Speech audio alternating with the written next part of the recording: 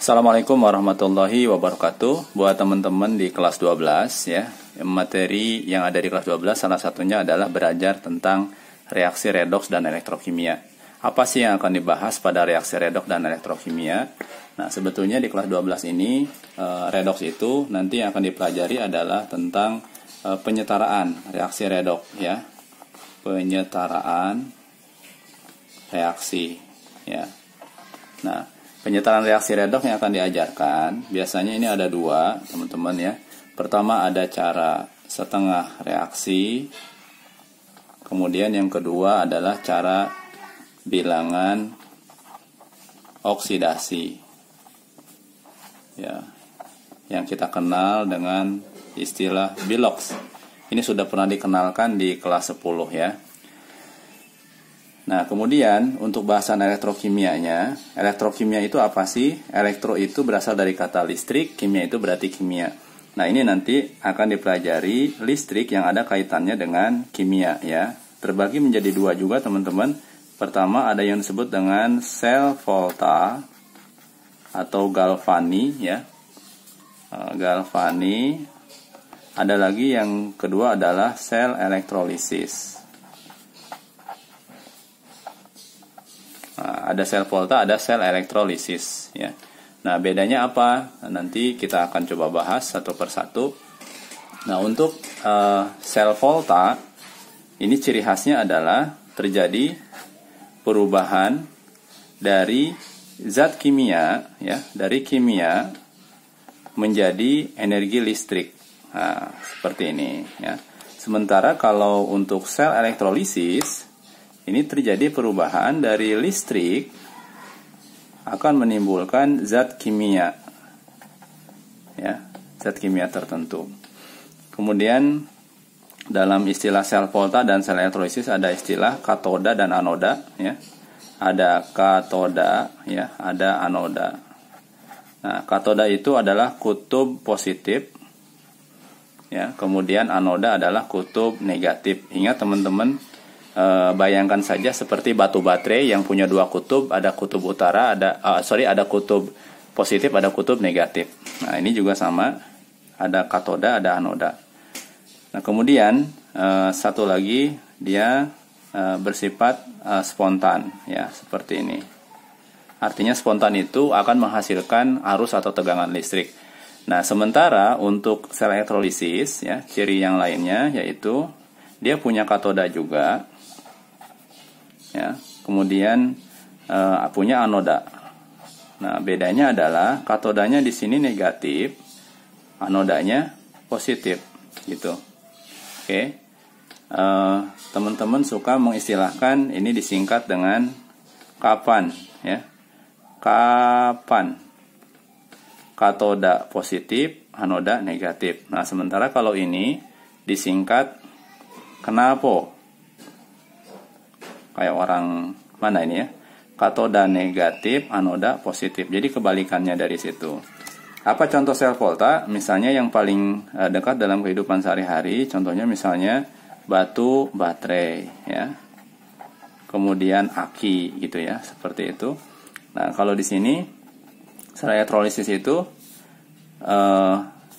ini sifatnya dia umumnya tidak spontan. Artinya tidak spontan itu dia membutuhkan energi dari luar ya, butuh energi listrik agar terjadi peristiwa perubahan dari listrik menjadi zat kimia ini.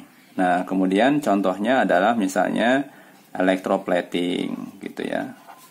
Apa itu electroplating? Ini istilah untuk penyepuhan logam ya, yang tentunya penyepuhannya itu tidak dilakukan secara fisik tapi secara kimia, seperti itu. Nah, ini bahasan besar dari materi tentang redoks dan elektrokimia. Nanti Bapak akan berikan contoh-contoh bagaimana memulai penyetaraan setengah reaksi, kemudian penyetaraan dengan cara biloks ya, kemudian baru nanti kita bahas tentang sel volta dan juga elektrolisis, seperti itu ya. Nah, teman-teman, untuk penyetaraan reaksi redoks, cara setengah reaksi ini juga terbagi menjadi dua ya. Ada yang dalam kondisi asam ya, kondisi asam. artinya berarti penyetaraannya nanti berada pada kondisi larutan asam. Kemudian ini yang kedua ada kondisi basa. Ya, seperti ini. Nah, dua cara ini ada perbedaan dari langkah-langkah penyetaraannya. Kenapa sih penyetaraan reaksi redoks ini perlu dilakukan? Padahal penyetaraan reaksi biasa itu yang sudah kita lakukan di kelas 10 itu mudah ya. Namun biasanya reaksi redoks itu lebih kompleks sehingga nanti butuh cara penyetaraan yang khusus. Di antaranya cara setengah reaksi dan cara bilangan oksidasi. Bapak contohkan misalnya ada reaksi yang sederhana ya, misalnya seperti ini.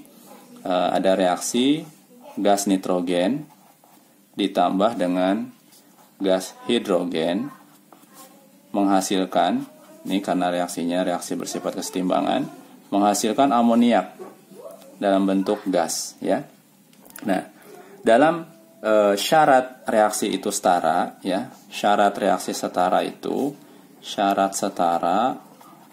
itu ada dua ya. Suatu reaksi dikatakan setara itu apa? Pertama, jumlah atom yang di kiri itu berarti ini nih teman-teman, daerah reaktan itu harus sama dengan jumlah atom yang di kanan gitu ya. Nah, kemudian syarat yang kedua yaitu jumlah muatan yang di kiri harus sama dengan jumlah muatan yang di kanan. Nah, dua syarat ini harus terpenuhi.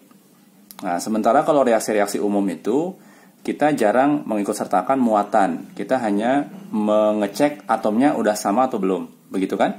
Nah, coba kita lihat nih. Kalau misalnya di sini N2, berarti jumlah N-nya ada 2. Di sini N-nya ada 1. Nah, sudah jelas kalau ada 1 saja belum setara, berarti reaksi itu belum setara, ya kan? Dan ini tidak perlu menggunakan cara setengah reaksi, ya, untuk bisa menyetarakan ini. Cukup kita langsung dengan cara yang langsung, ya. Oke, coba kita setarakan. N-nya ada 2, di sini N-nya 1, maka kita kalikan 2 di depannya. Oke.